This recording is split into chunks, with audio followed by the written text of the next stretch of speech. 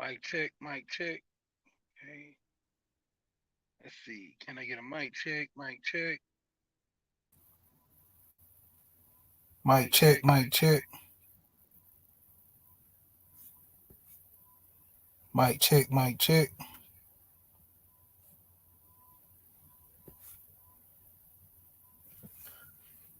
Let's Let's see. see. Am I Am getting I an getting an echo? echo? Because I'm Because actually I'm using two actually using devices. two devices. If my sound is If my coming sound is in, coming in, or is it or is it echoing? echoing? Somebody put Somebody put something in the something in the chat. chat. One One, raw raw in in the the building. building. Am Am I I coming coming in in clear? clear? I'm good.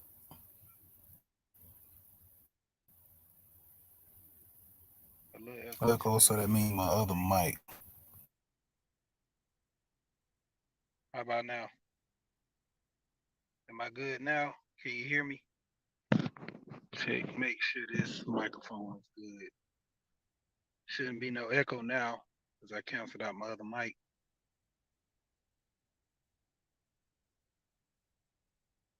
All right.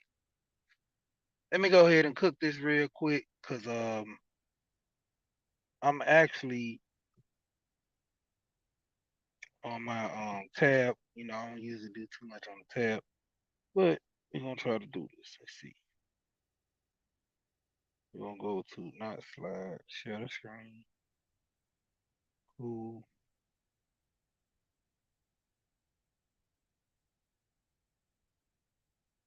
Do I want to go to windows or do I want to share screen?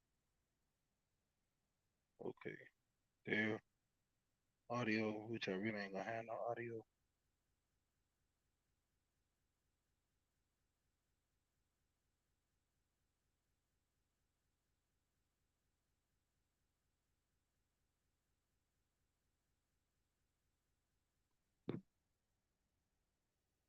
All right.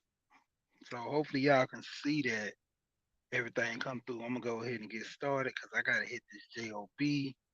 Got up early and I still didn't even really do a lot of stuff I wanted to do this morning. All right, so basically, I'm getting right into it. So we talking about buying a home, you know, and then buying a home, you're looking at different processes on buying a home. Zoom back out first. All right, so the different process on buying a home, you got your basic, you got your conventional, your VA, FHA, and USDA.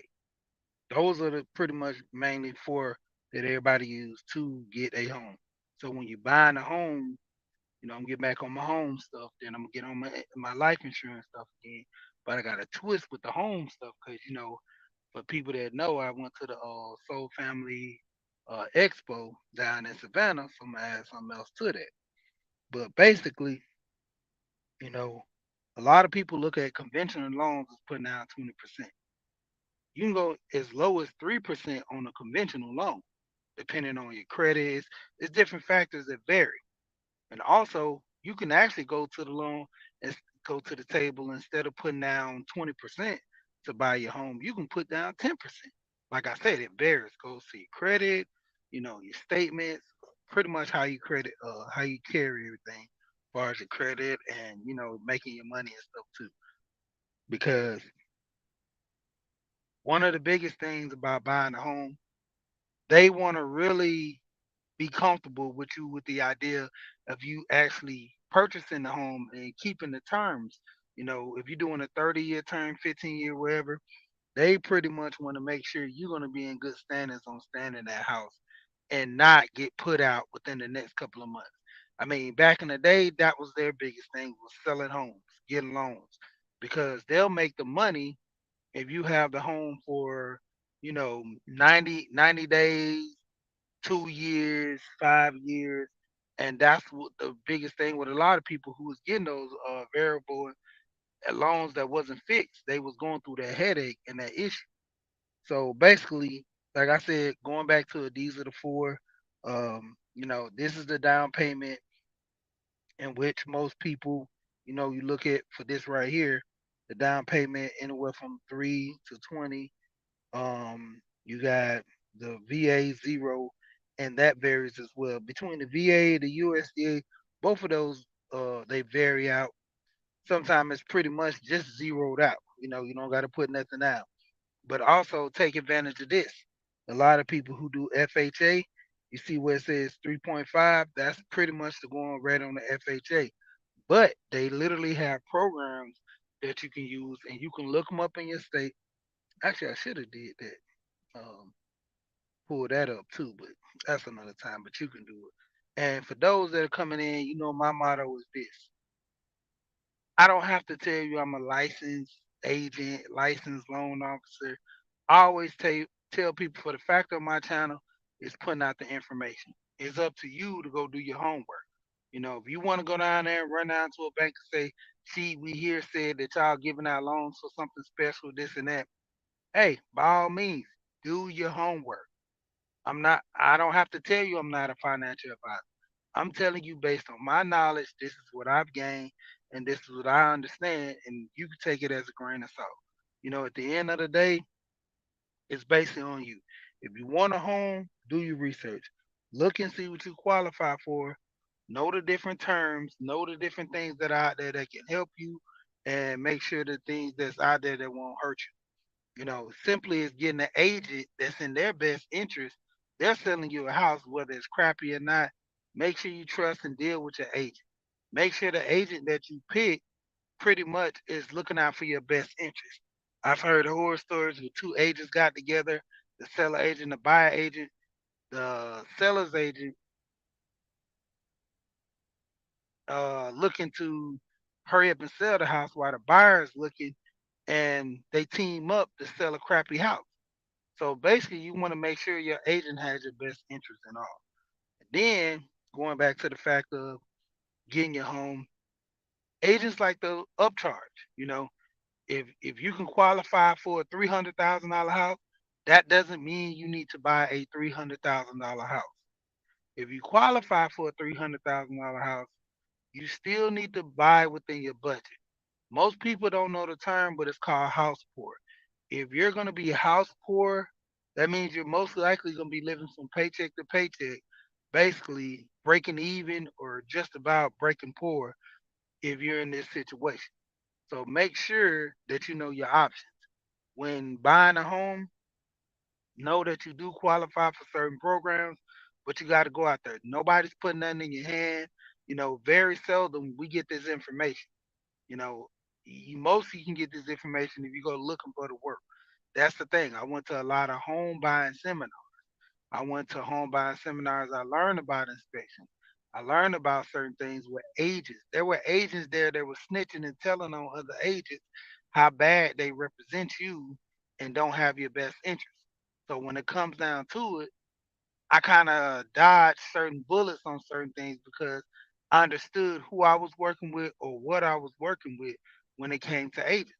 So that's one of the biggest things. You have to pick an agent that's pretty much going to be your best friend to an extent that look out for you. Now, when buying the homes, like I said, they do have programs. Go out here, Georgia is a program they have called the Georgia Dream. Georgia Dream program, they have that to where you can put, a limited money down and pretty much you're good or somewhat of no money down. Long as you stay in the house for a minimum, I think of 5 years, you don't have to pay the money back. And that's the whole thing. They're trying to encourage you to get a home and stay in it where they're trying to build communities. The same program I used to that I know of too is Habitat. Habitat does that same thing. Habitat will build you a home or have a built home and renovate it, fix everything up, put new walls, all that because their whole thing is trying to build community, you know. And so with getting that Habitat home, they have things set up, but that might be another live stream. But basically, we're focusing on the four ways of buying a home, and I'm just gonna get right on into it. The next thing is for people that want to get a house, and they generally what they want some land. So this is for people who want a farmland. or just even have, let's say you don't want to farm, but you still want land. There's loans for this in rural areas. You literally have rural area loans and development, or you can get farmland. You know, so basically, this mainly more for the farmers that you can get qualified to own farmland. They give you the type of structure, and all this is all up under the USDA.gov. Go to USDA.gov, type in the search bar farm, and they will start listing out the qualifications, even if, to the point of how many acres you can get. They have loan options to where they will actually put you in place with the land, give you loans on the equipment to farm the land, because basically if you're working to deal with the government, you're going to have land for you. It's going to be agriculture, and you're going to be able to raise cattle, whatever you want to do. All this is in the loan, the structure of the loan. When you're buying a house, pretty much, let's say it's not farmland. If you buy a house and the house needs some work, they have what is called a 40, I think it's 401 or 403K loan. And with that loan, you can actually, it's a construction loan built into it, to where if you buy the house and it's in damage and needs some repairs, they'll actually structure money aside. You give the pretty much the appraiser how much you think you need as far as the work being done. Let's say it needs new plumbing. That's about 45 to $10,000. Let's say you need like some electrical work, about what I'm saying, 5,000. So you had another 5 and 5 is 10. Then you turn around and say you have some other work needs to be done, maybe painting. Let's say give that about 2,000, because painting is expensive. That's $12,000. And let's say you need a new driveway poured concrete. Concrete gets expensive, but let's go concrete at 3,000. So now we have 15. Five for the plumbing, five for the electric, two for the paint, three for the concrete on the ground or whatever. So you have $15,000. Let's say the house, purchasing the house is $100,000. They will add that $15,000 into your loan. And once you in agreements to purchase in the house, everything is finalized. They'll go fix the stuff, and once they fix the house is fixed. You have your loan process started, because they'll make sure that that loan is being paid properly towards what needs to be fixed. Now, this is the best part about that. When you do these type of loans and the house is fixed, you can come back with the appraisal and get the house appraised. 9 times out of 10, you will end up getting equity into the house real quick and fast, because compared to what the house used to be, compared to what it is now, it's fixed up. But basically, like I'm saying with this, let me zoom a little bit for people so they can see this as well. But even with these type of loans, with the USDA loans for farmland, they literally have it to where the equipment and the process, or either building a home, trailer, whatever you want to put on the property, built into the loan. So all you have to do is just come to the agreement of you actually wanting this property and knowing your options. What you knowing your options, what you qualify for, what can you maintain and handle. You want 10 acres. You'll have a 10-acre property. You need equipment for planting the soil and everything like that. That's all included in loan. But like I say, do your research. Understand that me just finding the information and giving it to you, like I always say, I'm not gonna tell you, I'm not a financial advisor, anything. I'm telling you to do your homework. This is the information I found out, and I'm just relaying it to you. So back to I say, you got the four different types of ways of buying a home. Most of the time, this is going to be qualified if you're buying farmland under USDA. You know, the veteran loans for people, and that's another thing. Just because you got a VA loan, you don't have to be a veteran. You can actually get a VA loan without being a veteran. But like I say, more than usual with the USDA loan in rural areas. That's another name for a rural area loan. And those loans typically have lower interest rates due to the fact that a lot of people don't like to stay on the outskirts of the city. Typically, it's around, I think, 30 to 40 miles outside of the perimeter. And you have to look at a map because they do have them scheduled out in maps to qualify to stay in these areas. And that's the biggest thing for a lot of people that want homes and want land. You're not in the city. If you don't mind driving, this is perfect for you. And like I said, according to the maps that they have, you might have a city or a small town right next to the big city that qualifies for this rural area loan. And like I said, it's basically they're building communities, nothing more than building communities. All right. So you already seen that with the farm ownership. Now, basically breaking this down to what I was talking about earlier.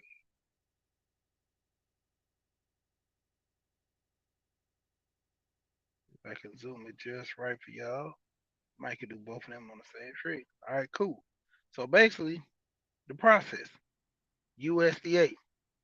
Now, if you're wanting to buy the land, you know, and I learned this too, as far as with multifamily, you can actually purchase land and build a multifamily up to 4 units and still qualify upon the FHA. Like I said, you live and you learn. Didn't even notice.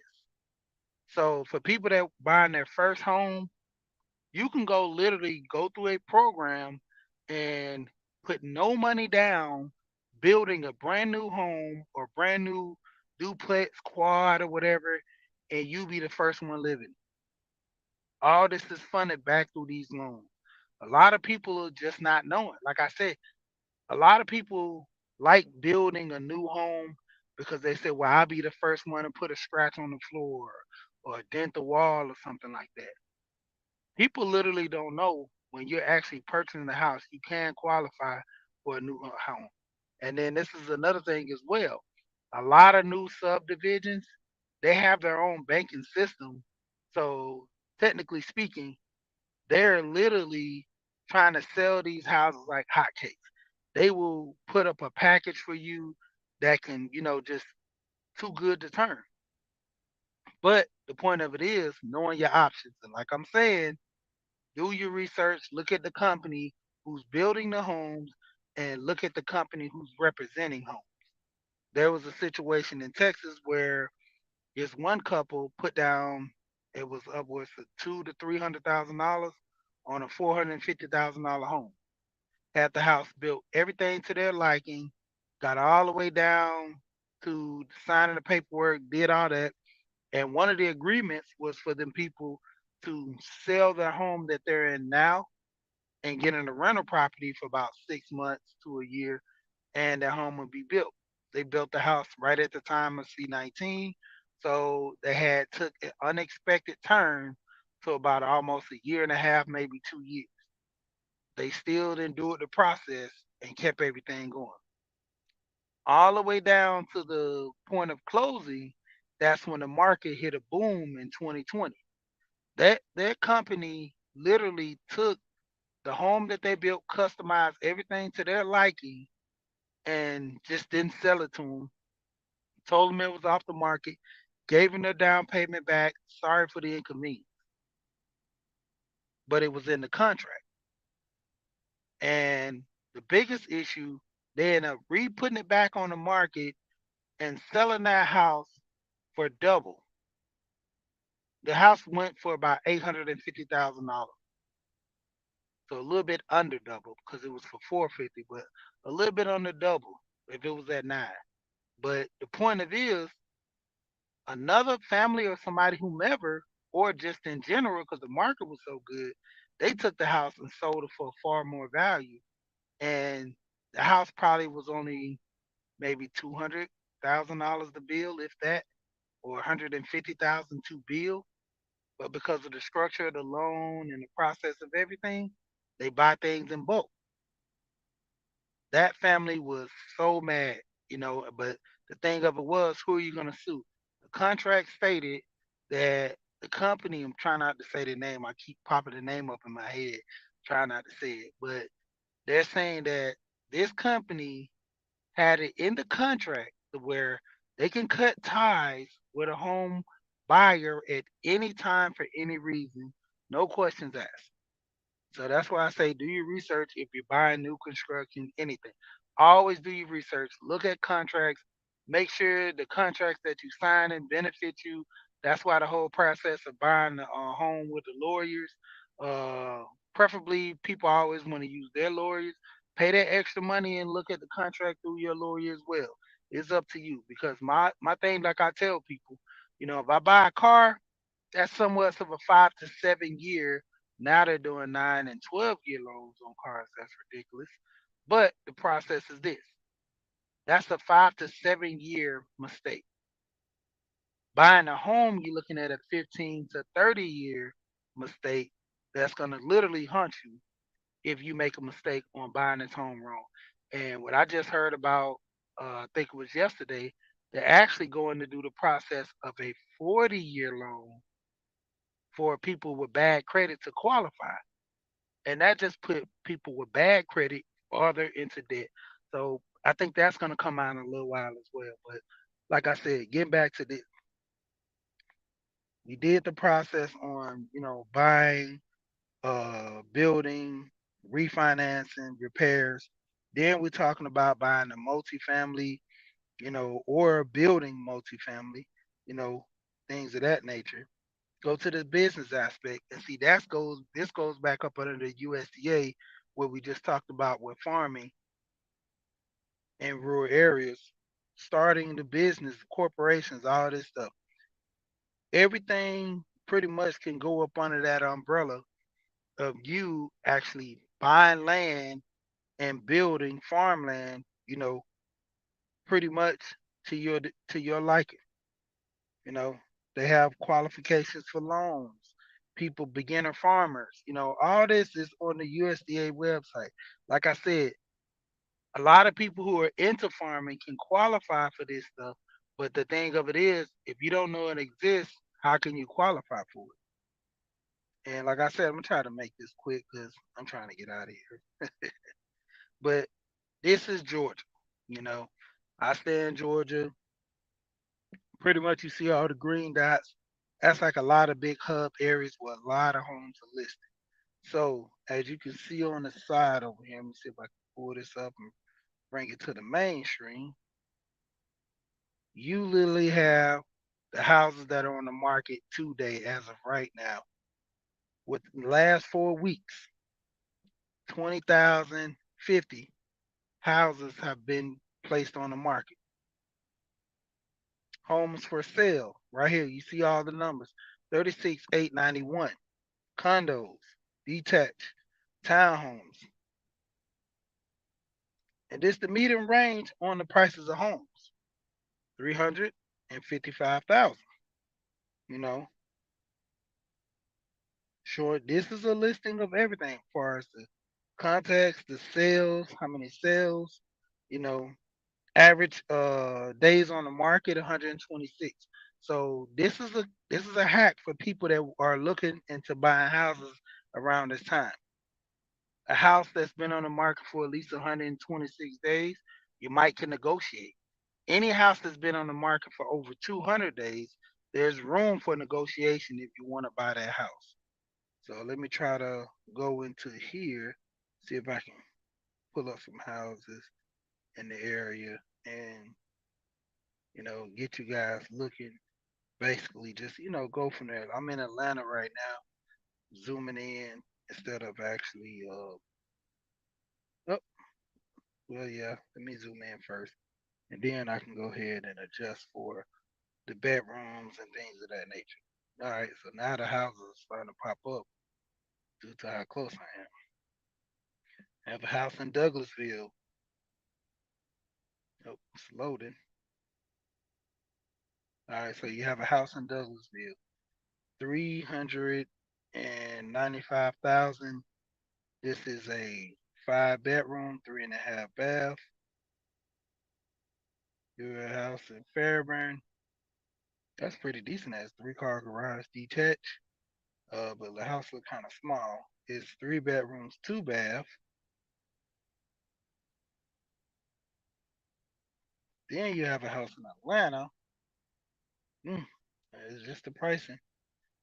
5 bedrooms, 3.5 bath for 819.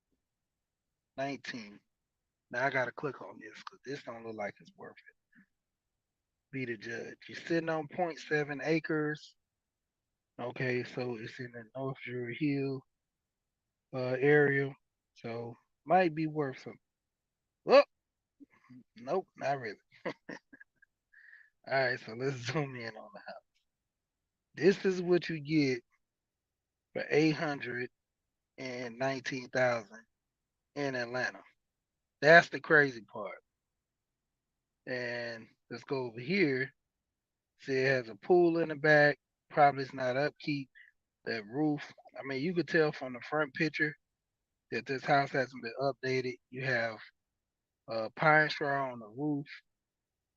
All right, let me zoom back out. And basically, okay, I mean, yeah, because the house, let me zoom in on this so you can see this. Says a full finish. Okay. All right, so basically, it's buy everything over in that area: Emory, the CDC, the VA, restaurants, all brick sides. But it's nothing that's sticking out that's so spectacular that make you want to actually jump on it. Yeah, Alonzo, what's going on? Lisa, how you doing? Frugal Mama's in the building. 2 hours up in here early. All right, so basically just showing this. Like this is what you get because the market is so crazy. $819,000 for this house. Now, being that it's in this area, it's worth it because of the downtown and in the area where you stay. But this is one of the big things though for a lot of people. You're buying you're buying because of the area. So when you start looking into properties, you're buying because of the area. That's why it's so high. You got this house is a good deal, but once again, it's the area. That's Thorn Hills, yeah, that's not good area. Which is spending like that's cheap because of the house is downtown. This one on White Oaks. This is down on the west side in Jonesboro. All right, Lithonia. Okay, let's go something real quick. We're gonna hit mm, the filter. And so basically, this is why I do home snap and go down to the home types, and we're gonna just do multifamily, and it's gonna start dropping the everything down. Hey, I like that name. We build over here.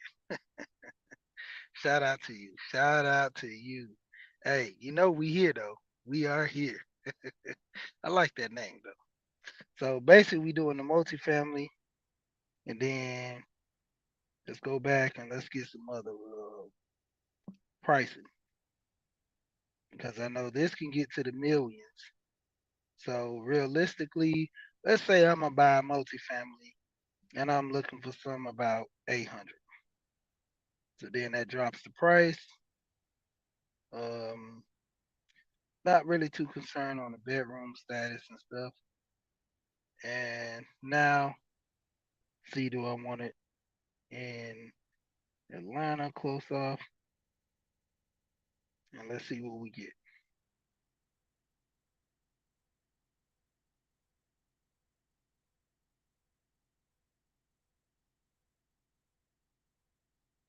You still look like homes.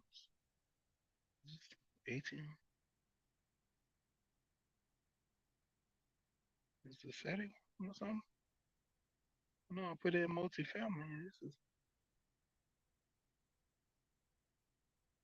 Yeah, these still regular homes. Okay, this might be one right here.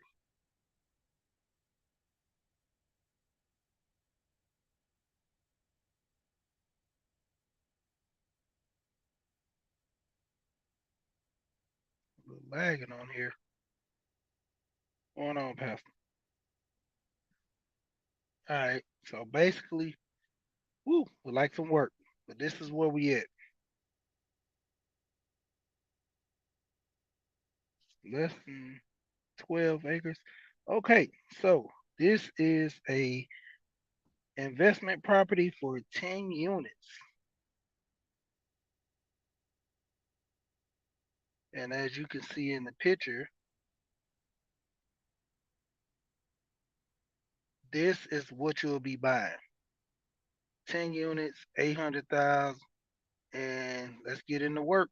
Let's see how this looks because I'm about to go ahead and push out in a minute. But basically, context. You see fars, burglar bars on the windows, on the doors. You kind of see the area that you're going to be staying.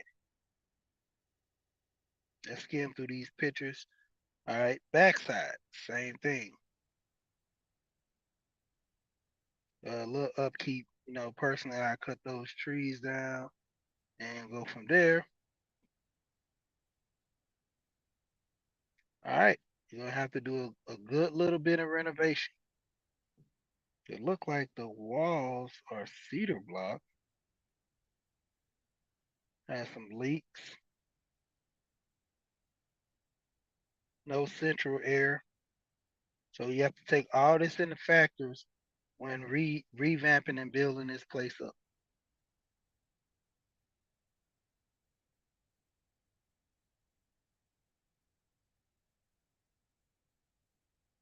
And this seems to be the kitchen. I'm looking at this front with the door and I'm like, is this the bathroom? And realize it was the kitchen. So that's the last picture. So basically, this is what they're offering: 10 units. They don't even give a description of the bathroom. And see, this is another thing. I should have logged in because if I would have logged in, I could have actually seen the price changes on these houses. And that's the thing about HomeSnap. You have HomeSnap. HomeSnap will give you price change every time transaction it was either sold, put on the market. You see these gray lines? You can kind of see between these months they were either put on the market, re-put on the market, or they were sold during the process. Most of the time, typically when you see the 3 month spread, it might have been they were sold. But anything between that time, the longer process, or it's on there for a couple of days, like if you look at this one on the 15th, it's 6/5/13/15 and 6/18/15. That shows that the property might have had a change in price because the house is not being sold that quickly and it was just basically a month. So that must have been a change in price. But if I would have signed in, you could have got that information.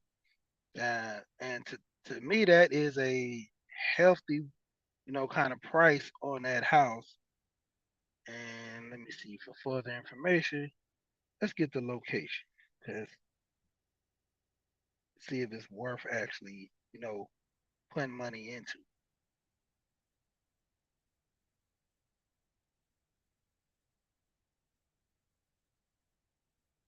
All right, come on. Doing a little lagging. Okay, university. So I already know that's downtown Atlanta, depending on where from university. Okay, and I already see Highway 85. So that's 8575 university. Yeah, you're not gonna get the return on your investment with pretty much your I know what that's at actually, that's funny. And you're not gonna get the return due to the fact that in that area the rent is not that high. You know, At best, you'll probably hit 12, but that's on a good day of fixing up. This is some land for sale right around the corner from there.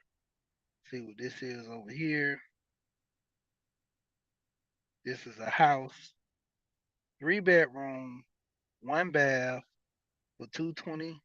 Um, you got to add another bathroom. So personally, you might have to end up taking one of those rooms and turning a bathroom because who wants to share a bathroom like that? Excuse me. This one is for 180, 2 bedroom, one bath. Now you starting to see a feel of all these kind of a little bit overpriced because of the area, because it's mainly the inflation of the right now. This one compared to them, even though it costs more, it's updated, it's fixed up. Like who wouldn't go for this one? This one looks like it's generally worth the price of admission. Same as this one on the contract. You know, look at it. 4 bedroom, 3 bath. If you're gonna pay two for a 3 bedroom, one bath, why not pay three for a 4 bedroom? So basically just giving you a little look on stuff like this. And like I said, pretty much you had the different loans that you can qualify for. You know, another thing, like I said, for if you want to buy a home, looking at the option of buying quads or building, you have this option through the USDA, you know, FHA guidelines. Queen with the new name. Yeah, so the thing is all about what you really want. What do you really qualify for? Make the adjustments. Buying a home is not a hard process. It's a process that you have to learn. You know, same thing as reading, doing math. You don't want to just go in there and just write down any answer. You're gonna get bad grades on your test. Make sure you do the process, do it right, and get your stuff together so you can qualify.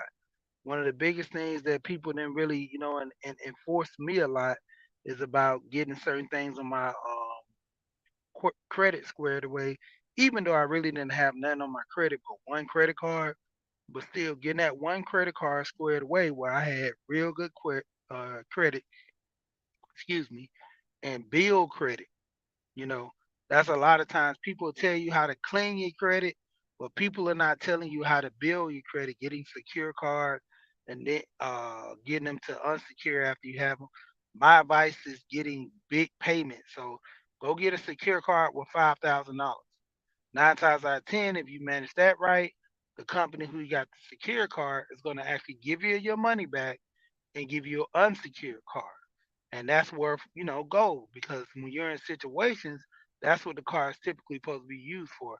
And when you're young, you don't get taught this process. Parents will tell you your credit card and be responsible, but don't really let you know that, hey, use this card when you low and you need to buy gas, you know? So I'm in the process of doing some work with my credit. I might even share that journey because it's like, yeah, it's like my credit, it's okay, it's decent. You know, it ain't a 700 no more, but I might even show the video of me building it and fixing it back up and showing the process of me paying things, you know, paying it off and going from there. I mean, because my process, I basically kind of fix my credit when I want to do something with it. Other than that, I don't really touch it. I just watch it every now and then. But now, getting older, be more responsible. I got a friend. He basically told me you should be managing your credit every single 3 to 6 months. There was a lady I seen on the news. Someone purchased, someone rented a house under her name using her credit and everything, and the company let them do it. They stayed in it supposedly for 2 years because once they made the first payment and the moratorium came in, so they actually didn't pay for 2 years, and that messed everything up. That was crazy. But all in all, when it come down to it, make sure you understand what you qualify for.